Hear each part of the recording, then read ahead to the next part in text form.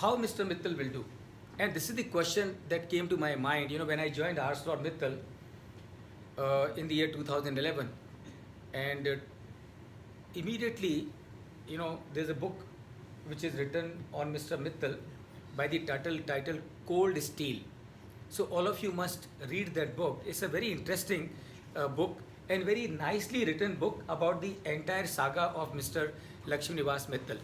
So what Mr. Mittal did, Mr. Mittal bought companies, Cold Steel, Coldsteel, Cold Steel. It is book on Mr. Mittal.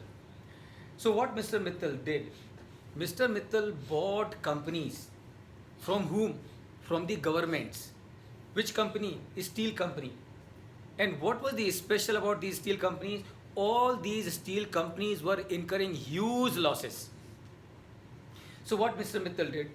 Mr. Mittal bought these companies at throwaway prices.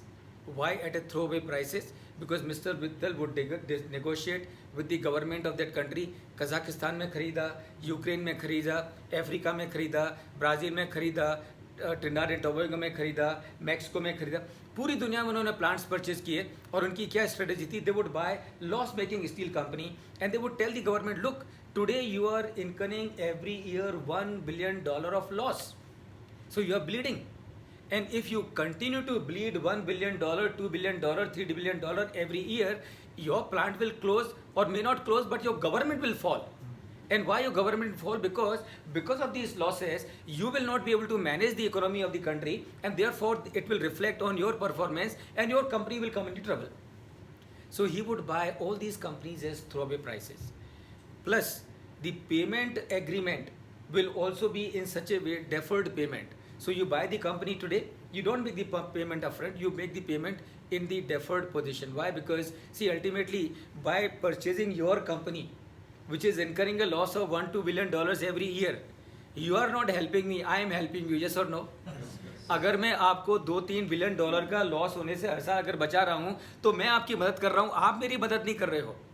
And this is how he bought plants all over the world. And then of course Mr. Mittal has a knack of turning all these companies around. So he with his team was able to turn all the plants all over the globe and make them profitable. And since those plants became profitable, obviously the stock prices of those companies on the stock market kept on going high. As the stock prices kept on going high, obviously the wealth of Mr. Mittal also kept on going high, and that is how there was a time when Mr. Mittal was supposed to be richest Indian at one point in time, and not anymore, but at one point in time. So this is what he did actually. And for turning around, a lot of things will need to see. Basically, the first thing that you do for turning around, you identify as to where the problems are. And number one, when you negotiate with the government, you negotiate a lot of concessions with the government. That I would be able to take a lot of decisions freely. If I want to reduce the manpower, I would be able to do it freely. If I have something else to do, I would be able to do it freely.